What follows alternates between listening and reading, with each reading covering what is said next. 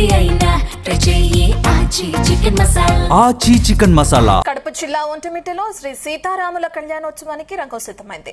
అంగరంగ వైభవంగా జరిగే ఈ వేడుక కోసం తిరుమల తిరుపతి దేవస్థానం అత్యంత భక్తి శ్రద్ధలతో తలంబ్రాలను సిద్ధం చేస్తుంది. ఆలయ అర్చకులు శాస్త్రోక్తంగా ప్రత్యేక పూజలు నిర్వహించి తలంబ్రాల తయారీని ప్రారంభించారు. ఈసారి కళ్యాణంలో నాణ్యమైన బియ్యం, పసుపు, నెయ్యితో పాటుగా భక్తులకు పంపిణీ చేసే ప్రతి ప్యాకెట్లోనూ ముత్యాలు మరియు కంకణాలను ఉంచుతున్నారు. కడప, అన్నమయ్య జిల్లాల నుంచి వచ్చిన దాదాపు 600 మంది శ్రీవారి సేవకులు ఈ పవిత్ర కార్యంలో పాలు పంచుకుంటున్నారు.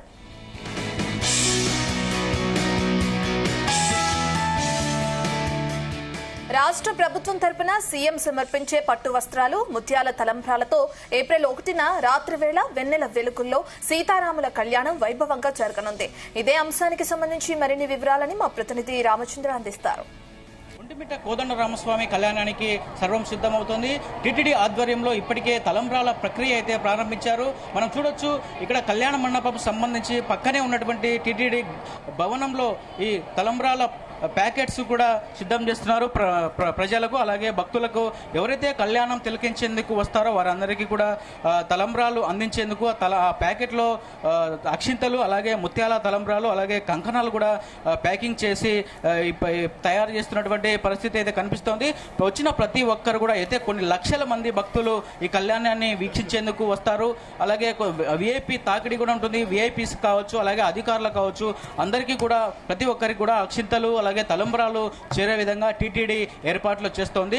ఈ టీటీడీ ఏర్పాటు చేస్తున్నటువంటి ఈ తలంబ్రాలు ప్రతి ఒక్కరికి చేరేలా ఉన్నాయి. చాలా పకడ్బందీగా శ్రీవారి సేవకుల చేత ఈ తలంబ్రాలను తయారు చేస్తున్నటువంటి పరిస్థితి కనిపిస్తుంది. ప్రస్తుతం మనతో తలంబ్రాలకు సంబంధించినటువంటి ఇన్ఛార్జ్ సార్ ఉన్నారు.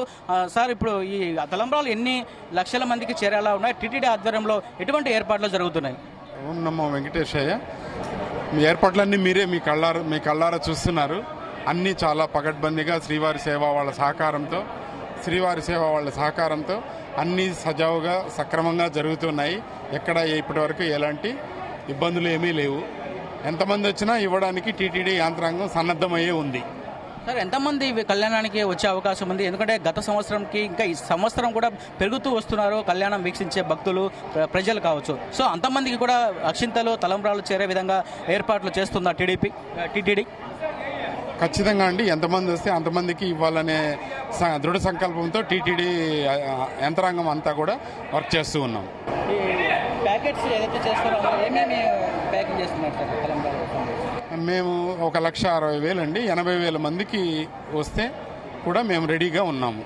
ఈ తలంబ్రాలలో ఎటువంటి ప్యాకింగ్ చేస్తున్నారు సార్? ఆ ప్యాకెట్లలో ఎటువంటి? ఒక్కొక్క ప్యాకెట్లో అక్షింతలు, ఒక ముత్యము, ఒక కంకణ దారము ఉంటుంది.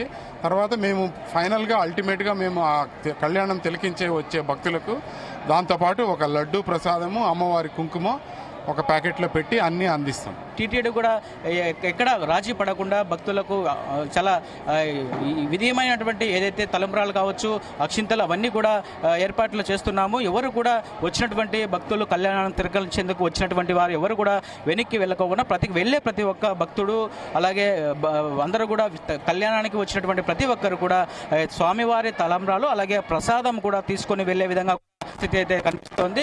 కెమెరామెన్ మధుతో రామచంద్ర, జీ తెలుగు న్యూస్, ఒంటిమిట్ట నుంచి.